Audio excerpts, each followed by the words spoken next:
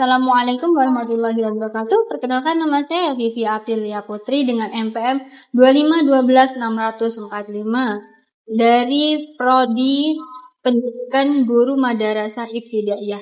Di sini saya akan menjelaskan tentang materi yang telah dipelajari pada pertemuan sejarah bahasa Indonesia. Akar dari bahasa Indonesia adalah bahasa Melayu kuno yang telah digunakan sejak abad ke-7 sebagai bahasa perdagangan dan komunikasi antar suku di kawasan Asia Tenggara. Terbukti dengan penemuan prasasti-prasasti, misalnya prasasti Gedukan Bukit di tahun 683 Masehi. Mengapa demikian? Karena bahasa Melayu mudah dipelajari, tidak mengenal tingkatan bahasa seperti bahasa Sunda dan bahasa Jawa, dan telah tersebar luas, sehingga diangkat sebagai bahasa yang bisa menjembatani perbedaan antar Nusantara.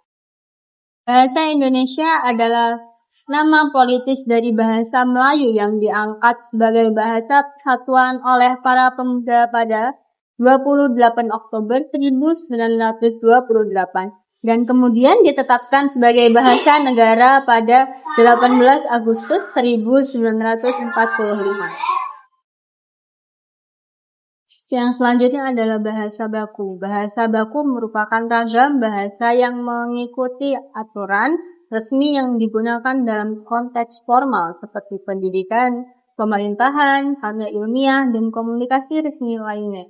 Bahasa ini memiliki peran penting dalam menjaga keseragaman dan kejelasan komunikasi antar masyarakat lintas daerah sehingga memperkuat persatuan bangsa.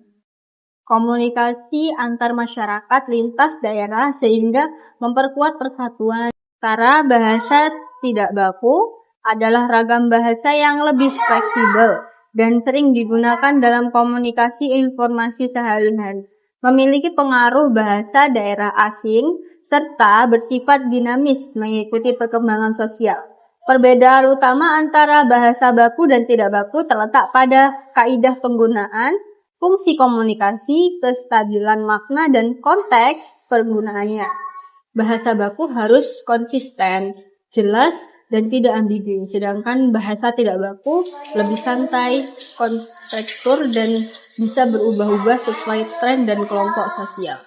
Fungsi bahasa baku tidak hanya sebagai alat komunikasi formal, tetapi juga sebagai alat pemersatu bangsa dan persatuan budaya yang harus kita jaga keberlangsungannya. Penggunaan bahasa baku sangat penting dalam situasi resmi agar komunikasi berjalan efektif, profesional, dan dapat dipercaya.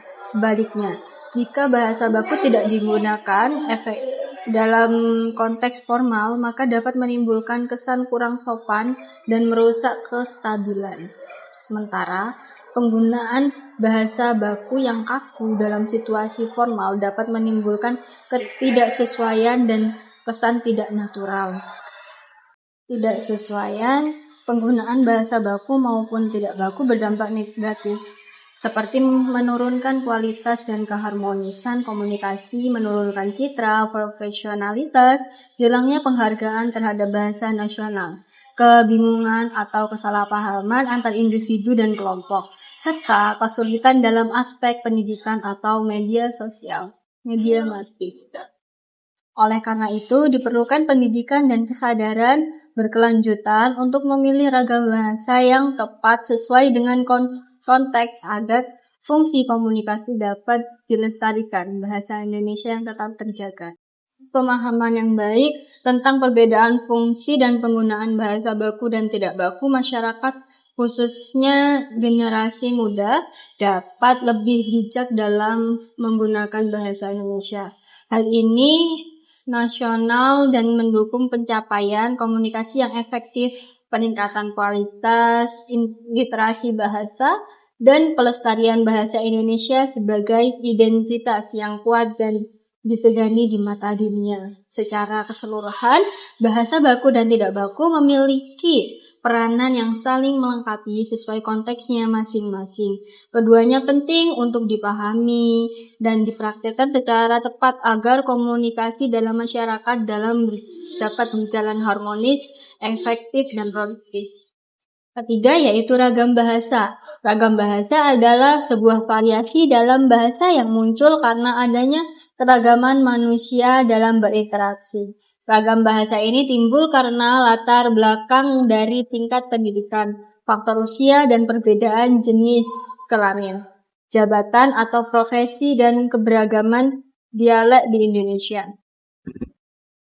Akibatnya muncul berbagai variasi bahasa Indonesia.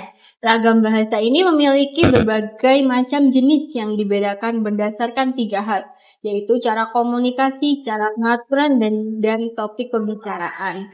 Dilihat dari cara berkomunikasi, ragam bahasa dibedakan menjadi 2, yaitu secara lisan dan tertulis. Dalam hal ini, penggunaan ragam lisan lebih baik karena seseorang dapat langsung mengekspresikan apa yang ingin diungkapkan dari penggunaan tulisan. Dilihat dari cara penuturan, ragam bahasa dibedakan menjadi ragam dialek, terpelajar, resmi, dan tidak resmi. Dilihat dari topik pembicaraan, ragam bahasa dibedakan menjadi ragam sosial, ragam fungsional, ragam jurnalistik, ragam sastra, dan ragam politik dan hukum. Ragam bahasa ilmiah merupakan bahasa Indonesia baku yang digunakan untuk menciptakan karya ilmiah. Akhir adalah ejaan bahasa Indonesia, berperan penting dalam menjaga keterlibatan dan kejelasan bahasa tulis. Dengan adanya PUED, masyarakat memiliki pedoman baku dalam penulisan dan komunikasi secara tertulis.